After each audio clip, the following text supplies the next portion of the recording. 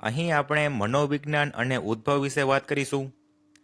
ઈસવીસન પૂર્વેથી અને ઈસવીસન પછીથી સદીઓમાં ગ્રીસ અને રોમમાં એરિસ્ટોટલ અને ભારત જેવા દેશોમાં તો કે ચાણક્ય, ભરતમુનિ અને પતંજલિ જેવા વિદ્વાનોએ માનવ વર્તનનો અભ્યાસ કર્યો હતો. તો પ્રશ્ન પૂછાય કે ભાઈ ગ્રીસ અને રોમમાં કોને માનવ વર્તનનો અભ્યાસ કર્યો હતો? તો કે એરિસ્ટોટલે ગ્રીસ અને રોમમાં. જ્યારે ભારતની વાત કરીએ તો કે ભારતમાં ચાણક્ય છે, ભરતમુનિ છે, પતંજલિ છે, તેને માનવ વર્તનનો અભ્યાસ કર્યો હતો. હવે સાયકો એટલે આત્મા અને લોગોસ એટલે શાસ્ત્ર અથવા કે વિજ્ઞાન. સાયકો એટલે શું? તો કે આત્મા, અને લોગોસ એટલે કે શાસ્ત્ર કે વિજ્ઞાન. રુડોલ્ફ નામના મનોવૈજ્ઞાનિકે સૌ પ્રથમ મનોવિજ્ઞાન માટે સાયકોલોજી શબ્દ આપ્યો હતો. તો પ્રશ્ન પૂછાય કે ભાઈ સાયકોલોજી શબ્દ સૌ પ્રથમ કોને આપ્યો હતો? તો કે રુડોલ્ફે. કોને આપ્યો હતો? રુડોલ્ફ નામના મનોવૈજ્ઞાનિકે સૌ પ્રથમ સાયકોલોજી શબ્દ આપ્યો હતો. સાયકોલોજી શબ્દ છે ને એ મૂળ ગ્રીક ભાષાના બે શબ્દો પરથી બનેલો છે. સાયચે અને લોગોસ ઉપરથી ઉતરી આવ્યો છે. તો સાયકોલોજી શબ્દ મૂળ કઈ ભાષાના શબ્દ ઉપરથી ઉતરી આવ્યો છે? તો કે ગ્રીક ભાષાના શબ્દ ઉપરથી સાયચે અને લોગોસ. મનોવિજ્ઞાન એટલે આત્માનું વિજ્ઞાન એવું રુડોલ્ફે કીધું હતું 16મી સદીમાં. સૌપ્રથમ રુડોલ્ફે શેની વ્યાખ્યા આપી હતી? તો કે ભાઈ સૌપ્રથમ સાયકોલોજી શબ્દ આપ્યો હતો. તો આમ મનોવિજ્ઞાન એટલે આત્માનું વિજ્ઞાન કોને કીધું હતું? તો કે રુડોલ્ફે. તો આત્માનું મનોવિજ્ઞાન માનનારા મનોવૈજ્ઞાનિકની વાત કરીએ તો કે એરિસ્ટોટલ છે, પ્લેટો, અરસ્તુ અને ડેકાર્ટ. આત્માનું મનોવિજ્ઞાન સૌ પ્રથમ કોને કીધું હતું? તો કે રુડોલ્ફે 16મી સદીમાં. અને આ ઉપરાંત તો કે એરિસ્ટોટલ છે, પ્લેટો, અરસ્તુ અને ડેકાર્ટ, આ બધા શું કહે છે? તો કે આત્માનું મનોવિજ્ઞાન. સમય જતાં સાયકોનો અર્થ મન થવા લાગ્યો અને આમ મનોવિજ્ઞાન એટલે મનનું વિજ્ઞાન એવું 17મી સદીમાં કહેવા લાગ્યા. તો આ મનનું વિજ્ઞાન એવું કોને કીધું હતું? તો કે પોમ્પોલોજી, બર્કન અને અલાવાલોક. પછી મનોવિજ્ઞાન એ ચેતનનું વિજ્ઞાન છે એવું વિલિયમ વુન્ટે કીધું હતું 19મી સદીમાં.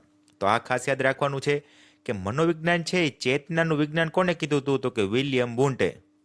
ચેતના, વિલિયમ વુન્ટ. અને ચેતનાનું મનોવિજ્ઞાન માનનારા મનોવૈજ્ઞાનિક તો કે વિલિયમ વુન્ટ છે, વિલિયમ જેમ્સ છે, જેમ્સ સલી. પછી મનોવિજ્ઞાન એ વર્તનનું વિજ્ઞાન છે એવું વોટસને કીધું હતું 20મી સદીમાં. મનોવિજ્ઞાન એ વર્તનનું વિજ્ઞાન છે એવું કોને કીધું હતું? તો કે વોટસને.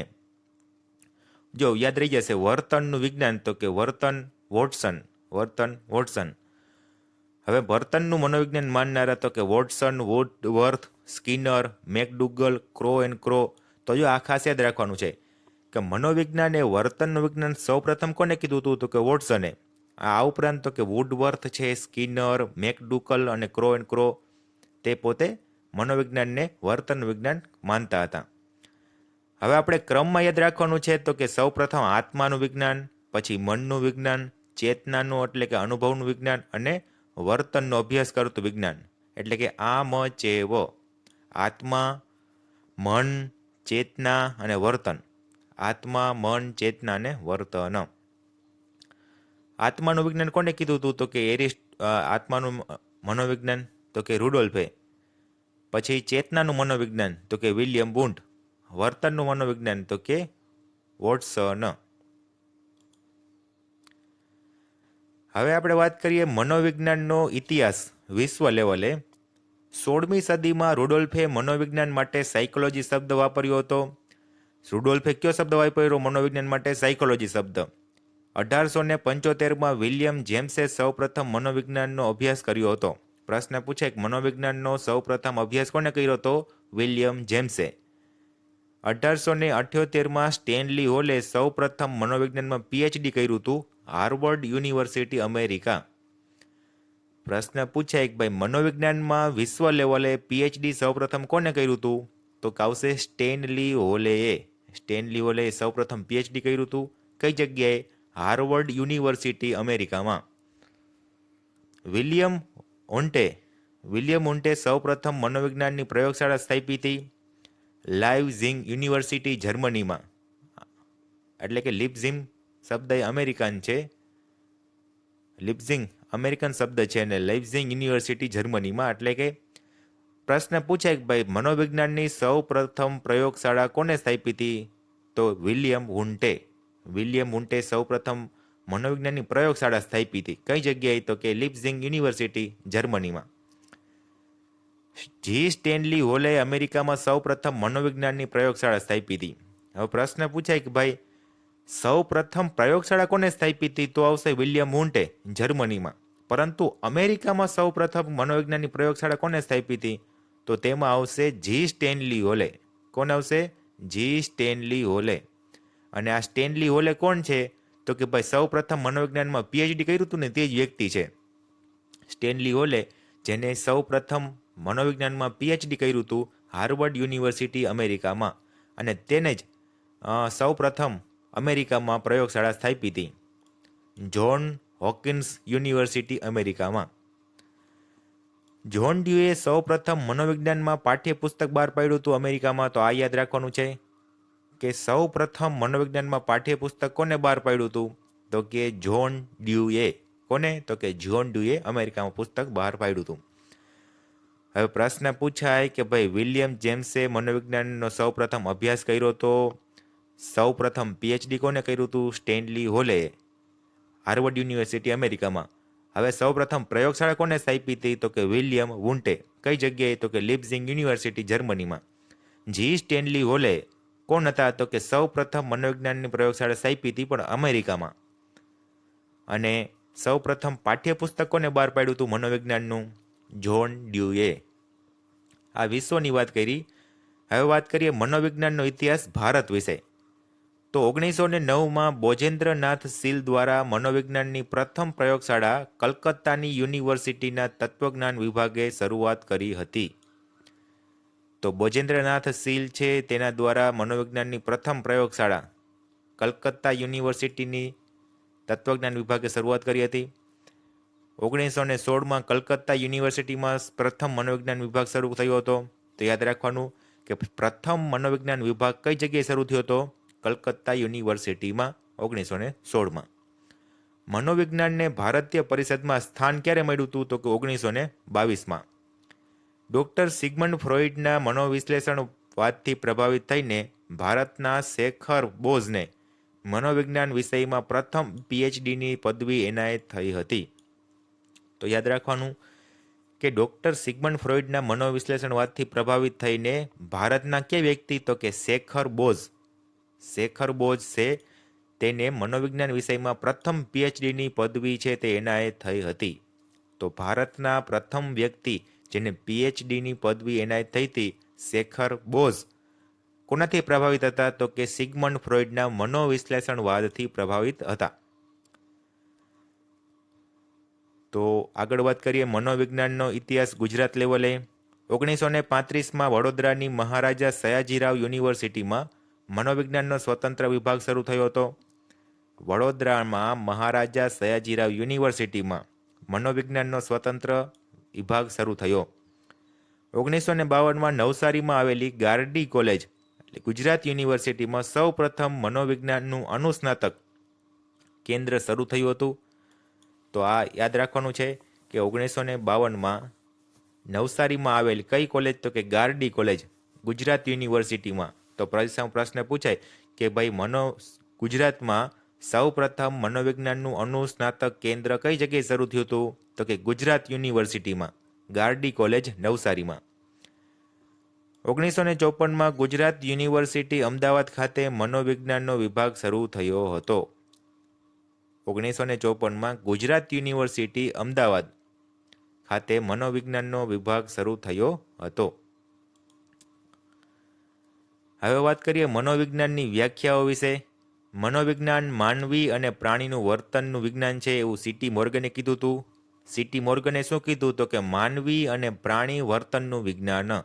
માનવી અને પ્રાણી વર્તનનું વિજ્ઞાન. માનવી અને પ્રાણી વર્તનનું વિજ્ઞાન તો કે મોર્ગન, સીટી મોર્ગન. કેમ કે માનવ અને પ્રાણી શું કરે? તો કે સીટી વગાડે, સીટી મોર્ગન. માનવીના વર્તન અને અનુભવનું વિજ્ઞાન એટલે મનોવિજ્ઞાન. તો કે વર્તન અને અનુભવ અનુભવ કોને કરી શકે? તો અનુભવ છે ને એ સ્કિન દ્વારા થાય. એટલે કે અનુભવ કોણ કરે? તો કે સ્કિનર. માનવના તમામ માનસિક અને શારીરિક પ્રવૃત્તિઓનો વૈજ્ઞાનિક અભ્યાસ છે. માનસિક અને શારીરિક પ્રવૃત્તિનો અભ્યાસ તો કે હિલગાર્ડ એટરડિસન. તો માનસિક અને શારીરિક રીતે આપણે સ્વસ્થ રહેવું હોય તો કે ગાર્ડનમાં ફરવું પડે, એટલે કે હિલગાર્ડ. મનોવિજ્ઞાન વાતાવરણના સંદર્ભમાં માનવી અને માનવેતર પ્રાણીઓના વ્યક્ત થતા વર્તનનો અભ્યાસ કરતું વિજ્ઞાન છે, એવું H.D. ગેરેટે કીધું હતું. કે ભાઈ માનવવિજ્ઞાન છે ને એ વાતાવરણના સંદર્ભમાં માનવી અને માનવેતર પ્રાણીઓના વ્યક્ત થતા વર્તનનો અભ્યાસ કરતું વિજ્ઞાન. તો એવું કીધું હતું H.E. ગેરેટ. માનવી અને પ્રાણીનું વર્તનનું વિજ્ઞાન છે C.T. મોર્ગન. વર્તન અને અનુભવનું વિજ્ઞાન તો કે સ્કિનર. માનસિક અને શારીરિક પ્રવૃત્તિઓનો વૈજ્ઞાનિક અભ્યાસ છે તો હિલગાર્ડ એડર્ટિસન. હવે વાત કરીએ મનોવિજ્ઞાનના પિતા પેસ્ટોલોજી. મનોવિજ્ઞાનના પિતા પેસ્ટોલોજી. ભારતીય મનોવિજ્ઞાનના પિતા તો કે બોજેન્દ્રનાથ સીલ. ભારતીય મનોવિજ્ઞાનના પિતા બોજેન્દ્રનાથ સીલ. મનોવિશ્લેષણવાદ આપનાર સિગમન્ડ ફ્રોઈડ. મનોવિશ્લેષણ આપનાર ડોક્ટર સિગમન્ડ ફ્રોઈડ. પ્રકૃતિવાદના પિતા જીકજેન રૂસો. પ્રકૃતિવાદના પિતા તો કે રૂસો. અસ્તિત્વવાદના પિતા તો કે મિલ્ટન. આધુનિક મનોવિજ્ઞાનના પિતા તો કે વિલિયમ વુન્ટ. આ ખાસ યાદ રાખવાનું કે આધુનિક મનોવિજ્ઞાનના પિતા વિલિયમ વુન્ટ. પરંતુ મનોવિજ્ઞાનના પિતા પૂછે તો પેસ્ટોલોજી. આદર્શવાદના પિતા તો કે પ્લેટો. વ્યવહારવાદના પિતા વિલિયમ જેમ્સ. બુનિયાદી શિક્ષણ આપનાર ગાંધીજી. વ્યવહારવાદના સિદ્ધાંતોને શિક્ષણમાં પ્રયોજનાર જ્હોન ડ્યુઈ. વ્યવહારવાદના સિદ્ધાંતને શિક્ષણમાં પ્રયોજનાર વ્યક્તિ તો કે જ્હોન ડ્યુઈ. મનોવિજ્ઞાનના પિતા પેસ્ટોલોજી. ભારતીય મનોવિજ્ઞાનના પિતા બોજેન્દ્રનાથ સીલ. મનોવિશ્લેષણવાદ આપનાર ડોક્ટર સિગમન્ડ ફ્રોઈડ. પ્રકૃતિ તો કે જીકજેન રૂસો. અસ્તિત્વવાદ મિલ્ટન.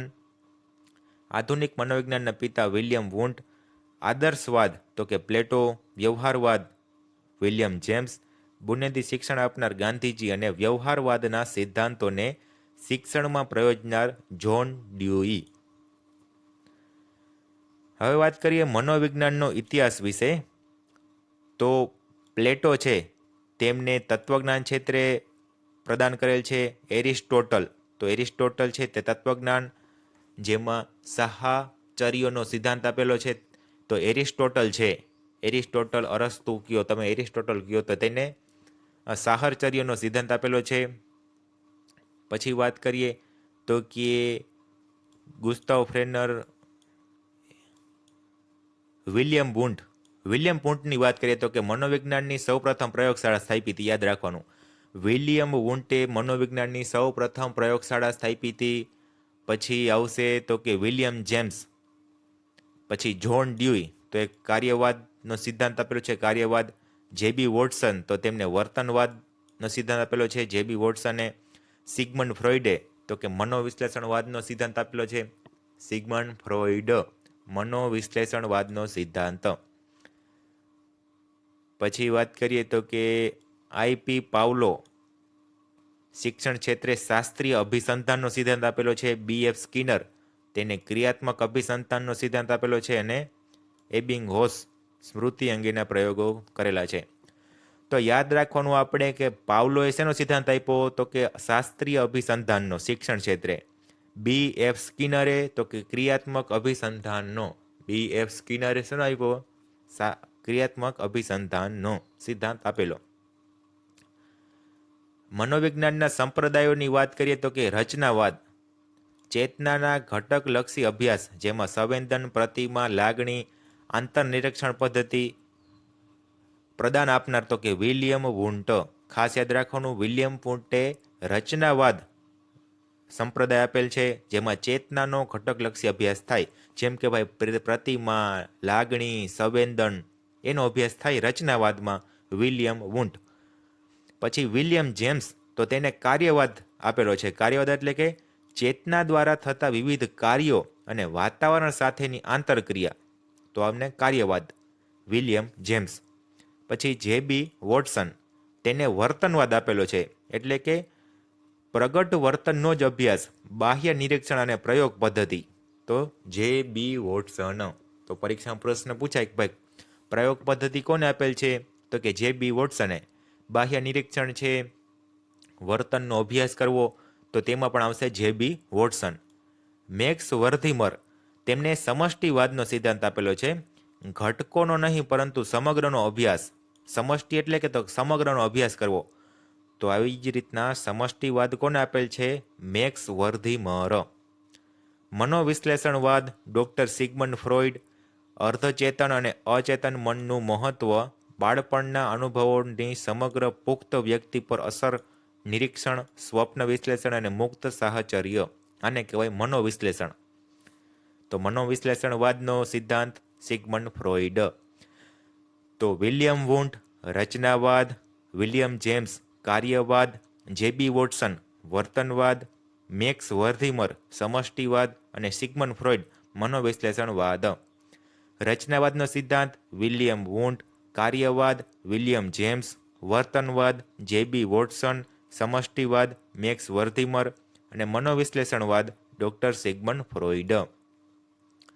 તો આજનો ભાગ પૂર્ણ કરીએ છીએ. અસ્તુ.